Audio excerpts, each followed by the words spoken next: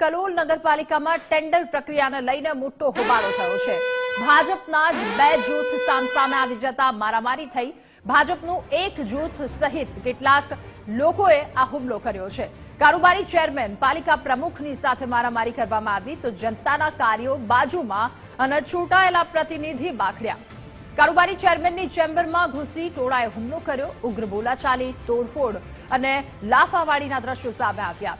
પ્રજાના કામ ન થતો હોવાનો આરોપની સાથે 200 જેટલા લોકો ઘૂસી ગયા અને બે જૂથ વચ્ચે આ પ્રકારની મારામારીના દ્રશ્યો પર સામે આવ્યા। ભાજપના જ બંને જૂથ સામસામે આવી જતા મારામારી થઈ। ભાજપના એક જૂથ સહિત કેટલાક લોકોએ હુમલો કર્યો। કારોબારી ચેરમેન પાલિકા પ્રમુખની સાથે મારામારી કરવામાં આવી। જનતાના કાર્યો બાજુમાં અને ચૂંટાયેલા પ્રતિનિધિ બાખડ્યા। કારોબારી ચેરમેનની ચેમ્બરમાં ટોળું ઘૂસી આવ્યું અને ટોળા દ્વારા હુમલો કરવામાં આવ્યો। ઉગ્ર બોલાચાલી, તોડફોડ કરવામાં આવી ત્યારે કેટલાક લોકો અહીંયા ઉપસ્થિત ભાજપના જ બે જૂથ સામસામે કલોલ નગરપાલિકાના દ્રશ્યો છે જ્યાં ટેન્ડર પ્રક્રિયાને લઈને મોટો હોબાળો થયો। ભાજપના જ બંને જૂથ સામસામે આવ્યા, મારામારી થઈ। જોકે જનતાના કામો બાજુમાં પડ્યા છે અને આ તમામ પ્રતિનિધિઓ બાખડ્યા। કારોબારી ચેરમેન પાલિકા પ્રમુખની સાથે મારામારી થઈ, ચૂંટાયેલા પ્રતિનિધિઓ બાખડ્યા છે અને કારોબારી ચેરમેનની ચેમ્બરમાં ટોળાએ ઘૂસી અને હુમલો કર્યો। અને વધુ માહિતી મેળવીશું ન્યૂઝરૂમથી લાઈવ ઉમંગ રાવલ આપણી સાથે જોડાયા છે। ઉમંગ, ટેન્ડર પ્રક્રિયાને લઈને મોટો હોબાળો, ભાજપના જ બે જૂથ સામસામે આવી ગયા। આ દશા થવા પામી છે। તમે જુઓ કે નગરપાલિકામાં જે ચેરમેન છે, ચેરમેનની ઓફિસમાં ટોળું ઘૂસી જાય છે અને રીટેન્ડરિંગ કરવાના નામે કામ નથી થતા એવા આક્ષેપ સાથે જે ચેરમેન છે એમને છૂટા હાથથી મારામારી થાય છે। લોકો ટેબલ ઉપર ચડી અને તેમને લાફાવાળી કરે છે। ખુરશીઓ છે એ ખુરશીઓ લઈને ચડી જાય છે। આ પ્રકારની હાલત છે થઈ રહી છે। જનતાના કામની વાત, જો કે આ બે જૂથ, એક જૂથ જે છે આમ જોવા જઈએ તો જે આખી નગરપાલિકા છે એ પણ ભાજપની છે ને એવો સીધો આક્ષેપ થઈ રહ્યો છે કે જે મારામારી કરવા માટે જે જૂથ આવ્યું એ પણ ક્યાંક ભાજપથી હતા। ઇનપુટ હેડ આપણી સાથે વિનોદ, આ તો કેવી નગરપાલિકા, છૂટા હાથની મારામારી, ભાજપના જ બે જૂથ આવ્યું એવી મારામારી કરી છે કે લોકોને પણ શરમ આવે।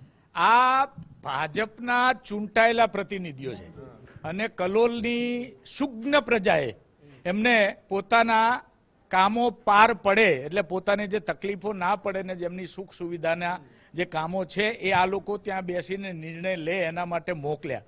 પણ કદાચ કલોલની પ્રજા આ દ્રશ્યો જોઈને શરમ અનુભવતી હશે કે આપણે આવા લોકોને ચૂંટીને મોકલી દીધા। એક જે પક્ષની સત્તા છે એના જ ચૂંટાયેલા પ્રતિનિધિઓ રીટેન્ડરિંગ કરે અને ત્યાં જ એ જ પક્ષના નેતાઓ ટોળું લઈને આવે અને સામાન્ય પેલા વલ્ગર કહી શકાય ને એ પ્રકારના દ્રશ્યો ત્યાં સર્જાય। મારામારી, છૂટા હાથની મારામારી, આપણે એમને કોઈ છોડા, જાણે રણ સંગ્રામ, એ નગરપાલિકાની જે આ ઓફિસ છે એ જાણે રણ સંગ્રામ હોય ને એ પ્રકારના ત્યાં દ્રશ્યો ભજવાય છે।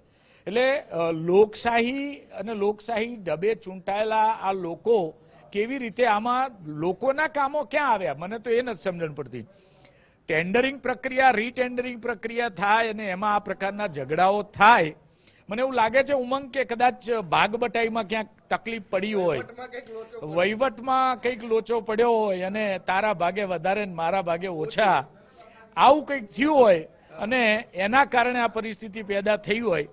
આવી લડાઈ જો પ્રજાના કામો માટે કરી હોત ને તો આપણને પણ ગમે કે ભાઈ નથી કામો થતા અને યુવા મોરચાના લોકો ટોળા લઈને જાય ને એમની જોડે કામ કઢાવે અને તો આ પ્રકારના દ્રશ્યો ભજવાયા હોત ને તો કદાચ આનંદ થાત। પણ ધારાસભ્યનું નામ આવે છે કે એમને જૂથ મોકલ્યું, કારણ કે જે ચેરમેન છે એમનું ક્યાંક એવું માહિતી મળી રહી, ચેરમેન એવું કરે છે કે ધારાસભ્યો છે લોકો અહીંયા મોકલે। ઉમંગ, આ આખી જે ગેમ છે ને એમાં હજી તો જેમ જેમ સમય જશે ને એમ બધું સાચું બહાર આવશે। કોના કહેવાથી ગયા, કોને મોકલ્યા, કેમ મોકલ્યા, મોકલવા પાછળનો ઉદ્દેશ શું હતો, રીટેન્ડરિંગ કેમ કર્યું, એનો ઉદ્દેશ શું હતો।